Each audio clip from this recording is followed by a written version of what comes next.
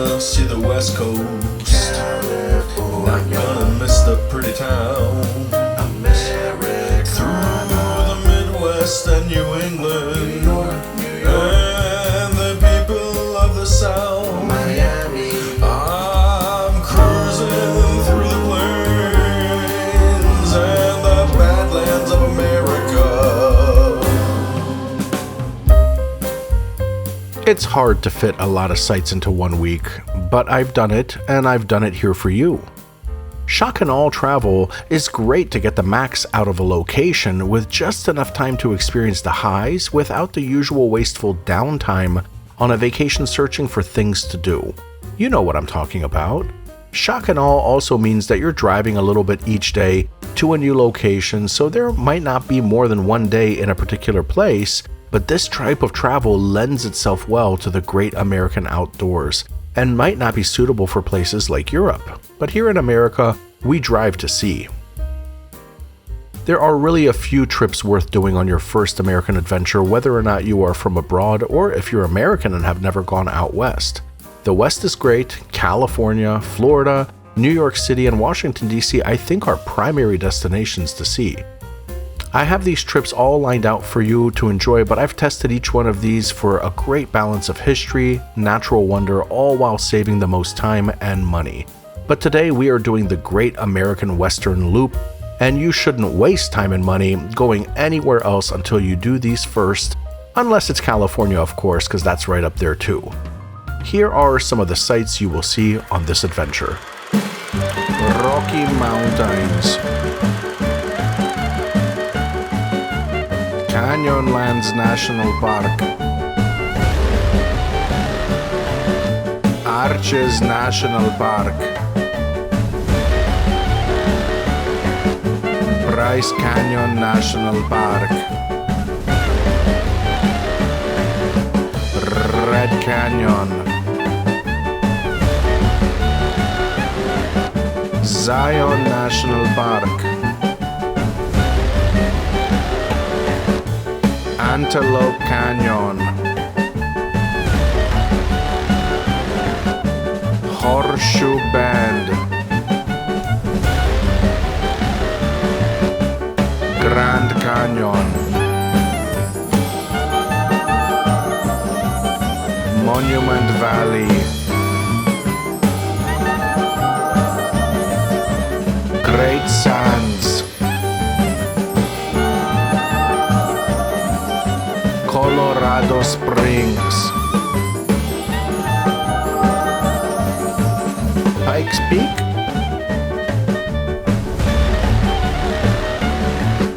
Garden of the Gods, and all of that in one spectacular week.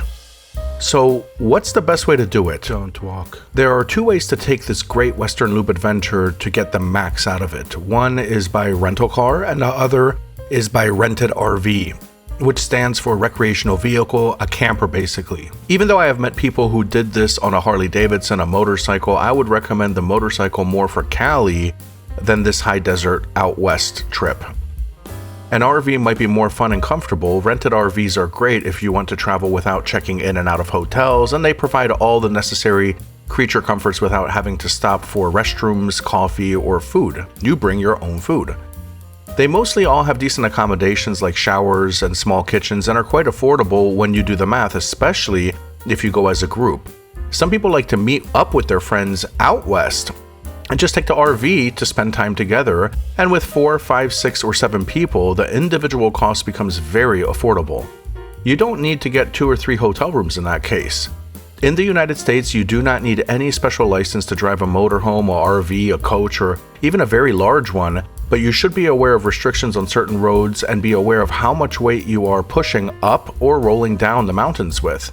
They also burn a ton of gas, so calculate gas prices beforehand and make sure you're okay with renting, because even smaller motor coaches like mine with their 10-cylinder 7-liter engines get around 8 miles per gallon and 6 if I'm towing anything. The good news is that most roads in the US are large, and driving an RV out west is an adventure in itself. Out west, you will see lots of Cruise America and El Monte RVs rented by thousands of tourists, so This is where I would tell you to begin your research. For rental cars, they usually come with unlimited miles in the US and can be found cheap on sites like Expedia or Hotwire, but be careful sometimes when they advertise a midsize SUV, they only have a compact when you arrive. I usually gently insist on them bringing the SUV I paid for instead of settling for a smaller car, and since you signed a contract, they sort of have to provide it to you. But go with a big brand to have the flex to insist. The smaller companies will say they just don't care and they might be stuck for you with a little car. I have had good experiences dealing directly with Enterprise, very satisfied with Hotwire and Expedia as well. Hotwire is great for hotel deals in my opinion, and I hope they don't change. To plan the trip, I recommend either an app like Road Trippers or obviously Google Maps. In Road Trippers, the route shows you interesting points of interest along your path, but close enough for you to take a detour, so you can choose what type of attraction or feature you want shown along the route, and it's very easy to see where facilities, restaurants, and photo opportunities are while you are on the road. So even if you have a general itinerary already set, Road Trippers allows you the flexibility to sort of make most of your time if you have a few hours left to go see something else. I also recommend for those of you wanting to RV across the West to check out allstays.com for a comprehensive map of all the campsites in the state you're in. It's truly a great resource, as well as overnight RV if you don't feel like paying for a campsite and want to sleep at like a Walmart or Home Depot for free. You sleep in their parking lots, and there's usually security and lighting, so it's quite convenient, and very often you will see a large group of RVs behind a Walmart at night. You can also use United States Bureau of Land Management, BLM, to dry camp for free, but there are no facilities and it must be short and temporary. Check your state on the internet for more info on that. The states out west are much more owned by the federal government, so using public land is much easier than in the East Coast.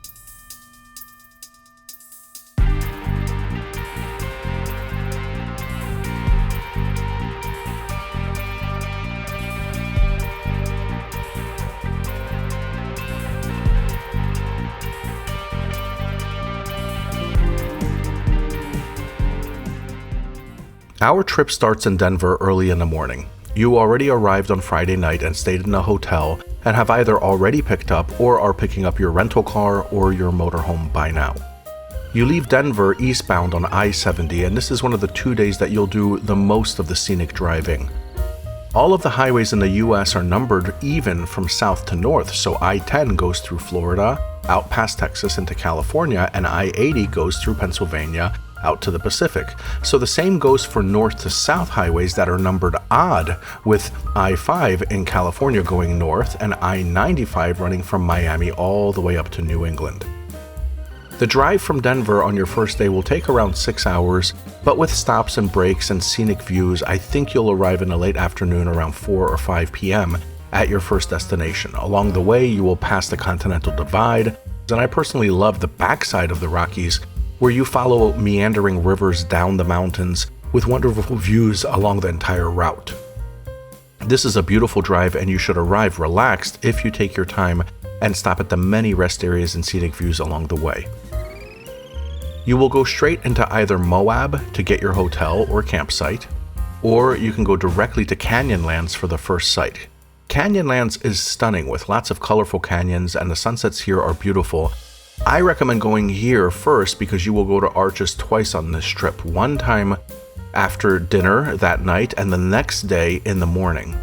The reason for this is that Arches is open at night and right across the road from Canyonlands, which means that you will see some of the darkest skies out there. And don't forget to bring a pair of binoculars to see globular clusters and nebulae and galaxies. You can spot several galaxies, believe it or not, with binoculars alone. And M42, the Great Orion Nebula, will be appearing around September and October, which is the best time to go anyway.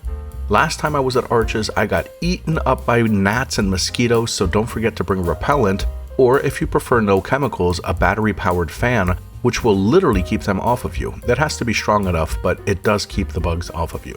I say this because most people assume dry desert doesn't have any flying insects. Moab is also world famous for off-roading and exploring enthusiasts, and you might come upon a Jeep club with totally modified Wranglers, perhaps even dozens or hundreds of them, going out to tackle the trails and rocks. You may also see huge motorcycle rallies as Moab hosts them too.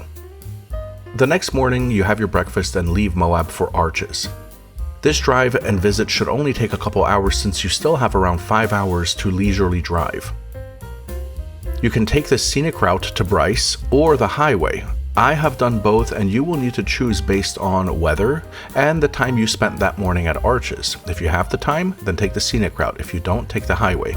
On the highway, there is a gas station with the largest soda cans in the world. I think it's just containers for gas or propane or something, but they're shaped and modeled after famous soda brands. And so you can take a little picture of them at a gas station along the way on the highway. But the scenic road is great for the views, but it's not very fast. So if you are running late, take the highway. The scenic road is like watching a movie of the West and is very relaxing if you take that. When you arrive at Bryce that afternoon or evening, you can visit Rainbow Point at the very end of Bryce Canyon during the sunset, or you could just enjoy it the next day if you arrived a little bit late. Please check Google and official websites at the time of your travel to make sure that roads are open and not closed due to any natural events or construction on any part of this trip. I wouldn't want you to get stuck, like I did one time driving all the way to Mono Lake in California to find out the Tioga Pass is closed. Watch out for large wildlife in the US in general. I almost hit an elk in Bryce, and the same goes for deer across the entire Midwest and East Coast, or moose even in New England. Lots of large animals parading across roads here. And I probably don't need to remind you not to go linger with animals, as the animals become a little bit more wild out west. The passive black bears of the East Coast turn into brown and grizzly bears out west, and so they can be quite dangerous. So tourists should always maintain proper distance and respect for the wildlife. So the next day you've either seen Bryce in the sunset, or you are taking the drive out to Rainbow Point, which is beautiful to overlook onto the canyon. Bryce has amazing color formations and offers a breathtaking view, but don't linger too long because you've got to get to Zion. The drive to Zion will take you through the beautiful red canyons of the Dixie National Forest, and I've specifically done this trip this way so you can enter Zion from the best side, the mountainside on the east. Most people enter Zion from the southwest, from Las Vegas or Los Angeles, which is at the bottom of the mountains. This trip will take you through an incredible drive, meandering slowly through the Zion cliffs until you finally reach a tunnel whose exit will amaze you. It's one of my favorite views coming out of the tunnel to see the entire canyon below. It really is an amazing sight, but a word of caution. If you did rent a Class C RV, you cannot go through the tunnel until the rangers let you through. Large diesel pushers are probably not going to fit anyway, as the tunnel is barely tall enough for Class C campers, with the overhead bunk not exceeding around 11.5 feet or 12 feet. Don't risk it without waiting for the ranger. You will otherwise destroy the top of the RV, and you will be liable for it. And this is the only part of the trip I can think of where the height restriction will cause you a small delay, but it is worth it. Anyway, once you reach Zion, there is hiking, walking in the waters, swimming in the pools, and generally taking in the breathtaking scenery. Zion has creeks meandering through cavernous cliffs that are breathtaking. It is also one of the highest rated national parks in the United States and one of the most visited ones too. One option is to sleep in Hurricane at the many hotels or campsites that are over there, but some people do find a spot closer to Zion, so I'll leave that up to you. Day 4, you're spending most of the day at Zion enjoying the hikes and wildlife and wonderful vistas. That evening, it is time to head out to Page, Arizona to sleep. Page is not our destination, but it is a stop you might find interesting. And with no offense to the locals, I did find Page to be sort of bleak, uninteresting, but I did find a tour with the native Navajos to go see Antelope Canyon, which I found worth the stop and which you might want to do the next morning bright and early in the day. On this trip, you should have already had a national park pass, so all the parks are free to enter and exit when you want. But the Antelope Canyon is a private preserve and will cost you around $55, which is what I paid when I went. Do I think it was worth it? Well, for the history and experience, yes.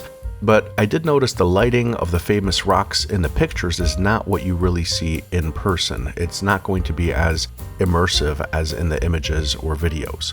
But it's great, and they will load you up into a pickup truck since you're not allowed to go there by yourself, and after a 30-minute drive you arrive and you're given a tour of this mystical canyon. I think it's definitely worth the money, depending on how many people you have, and it only took a few hours of the day, and the tour will get you back around midday, so you have ample time for a lunch before you head out toward your next destination, the Grand Canyon. On the way out of Page, you should swing by the Horseshoe Bend, right off the right side of the road and about a mile or two away. It's a great view, but there's no barrier on Horseshoe Bend, so watch out for those very ambitious tourists with their selfie sticks or their Instagram feeds running live and pushing around to get a shot. I've seen people be bumped and almost lose their step right near the edge of the canyon.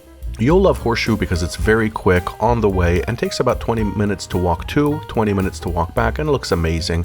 And it's one of those things you can check off your list. And it's right on the way to our next destination, Grand Canyon, so it's really worth a stop. Do you remember in Zion where we took the lesser known road but the better road from the east up high in the mountains? Well, we're going to do the same thing with the Grand Canyon. I've been very fortunate to have been to the Grand Canyon many times now, and I feel that the regular way that people go into the Grand Canyon is a little bit boring and flat. It's the way from the south, basically from Arizona, or if you're coming in from Las Vegas or Los Angeles. The way we are going to go will lead us along the partial length of the Grand Canyon during the drive after Horseshoe Bend. This is where we will be able to stop along the way, enjoy maybe a lunch or a picnic looking down at the Grand Canyon on many of the road stops along the way. You're going to be absolutely amazed by the Grand Canyon, but I would like to make a small note. The Grand Canyon is spectacular, full stop. It's the biggest thing I've ever seen in my life, and it truly inspires and amazes, and in some ways, it quiets me totally down. But I'm kind of done with it. After a couple hours, it's like being put into space, right? You're looking at the center of our Milky Way galaxy. Imagine they just put you out there in space and you stare at it. At first, for the first hour, you are absolutely enthralled and amazed, but it's just actually too big to fully grasp from such a distance. It's an amazing sight for the first hour or two, but really it's just there and it stays there, and it really just is. So I wouldn't recommend spending that much time at the Grand Canyon. People might book a day, 2, 3, or even a week and realize that now they've got to go take a donkey ride to make the most of the time and spend a whole day riding a donkey up and down the cliffs, which is okay if you want to do that, but for the sheer sight of it all, 1, 2, 3 hours is more than enough, and you'll get that when you arrive at Grand Canyon Village that evening, and you'll have all the drive in and you'll have all the drive out in the morning to enjoy its splendor. And it really is stunning, so don't get me wrong. So if you've got a place booked at the Grand Canyon Village, make sure that you have, because it is one town and it gets limited sometimes with reservations, so book early in advance. There are campsites there too, so take advantage of that if you're renting the RV. On day 6, we leave Grand Canyon Village and drive through Monument Valley over to Cortez. The drive to Monument Valley is wonderful because it takes you back to all of those Western movies with the monuments starting to emerge and the canyons next to you and the very dry high desert flats. It really is a nice drive. And once you arrive at Monument Valley, it's really quite visible from the visitor center, the monuments are. So you don't actually have to pay the $35 if you just want to take a peek. You can just park your car in the parking lot, go out and sit on the ledge, and kind of take it all in. I think it's worth both ways, whether you pay or don't. I've been down there and driven it. It's very interesting, but it does take more time, so everything depends on your itinerary and schedule. It's not important to spend that much time in Monument Valley because the entire area is full of rock cliffs and mesas and monuments. So I spend an hour or two and then I continue on my way, especially to the location where that famous flat road is, going straight up the hill where they filmed Forrest Gump, and many people take pictures on it. There is a pull-off there on the road, so you can just stop and get your own shot if there's not too much traffic. There is another point along the way, which is the Four Corners, where Colorado, Mexico, and Arizona and Utah meet, that a lot of people do like to go and get their, token picture taken. I've been there only once, and I've never really wanted to go back. I think it's a okay detour if you have the time.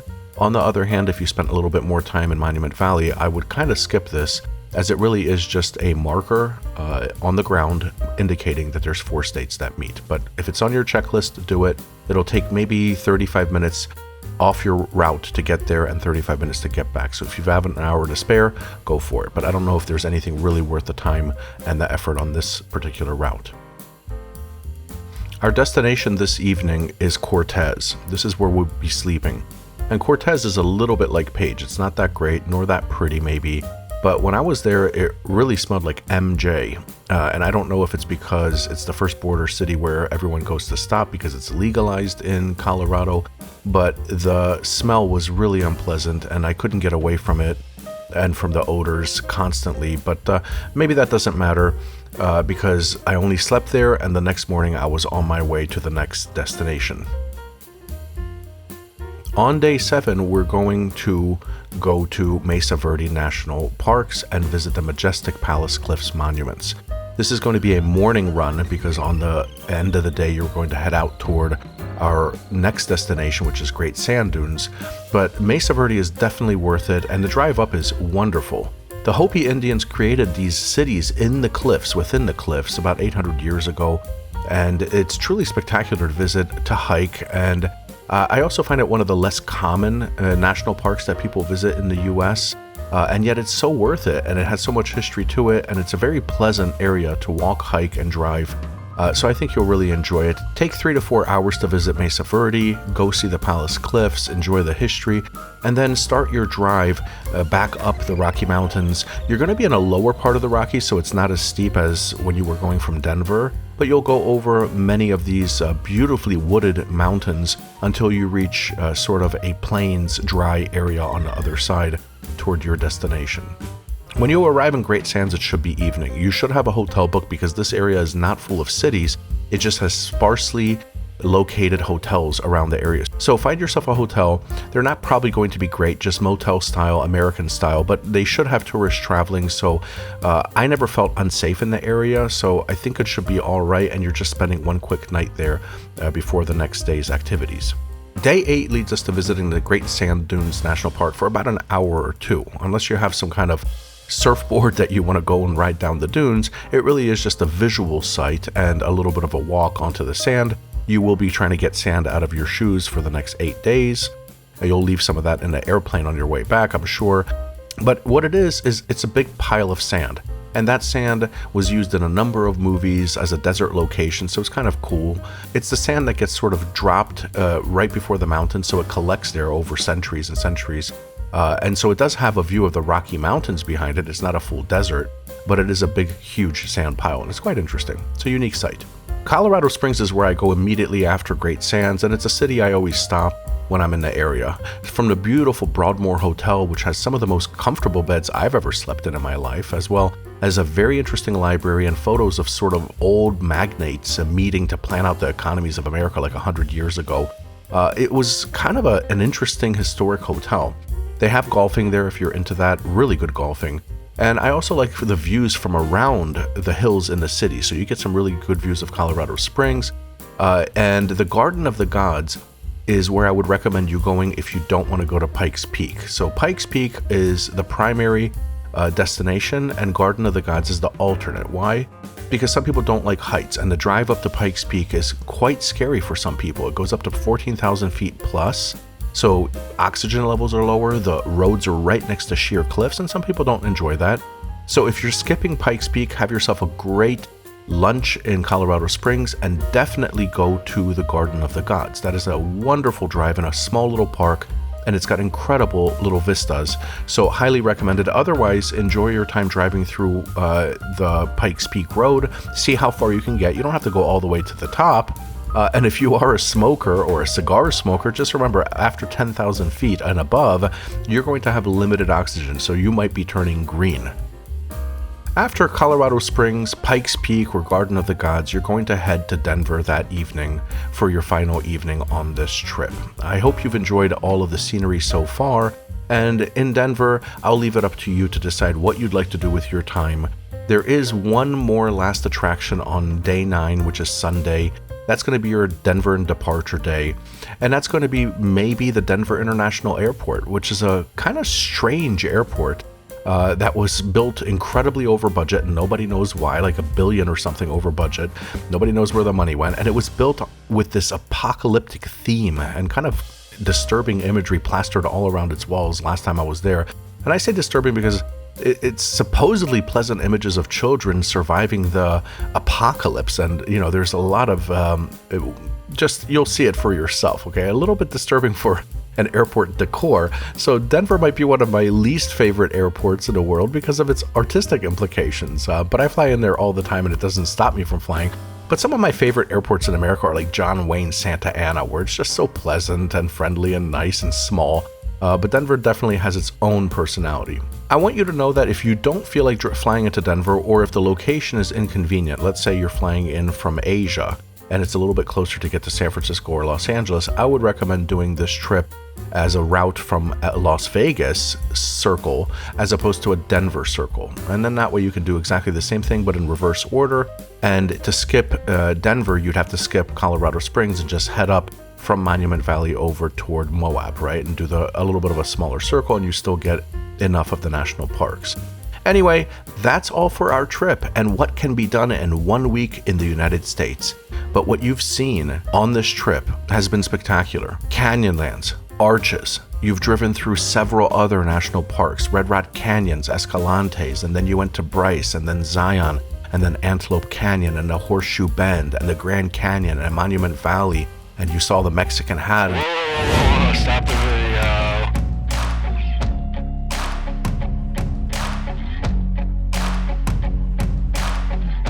Okay, you can get started again. Cortez, where you went to Mesa, Verde, and the beautiful Palace Cliffs, and the National Sand Dunes Monument, and Pikes Peak, and Garden of the Gods. What an incredibly power-packed week you've had, and what a great use of time and your money to get the maximum out and get a feel for what that center of the country really is.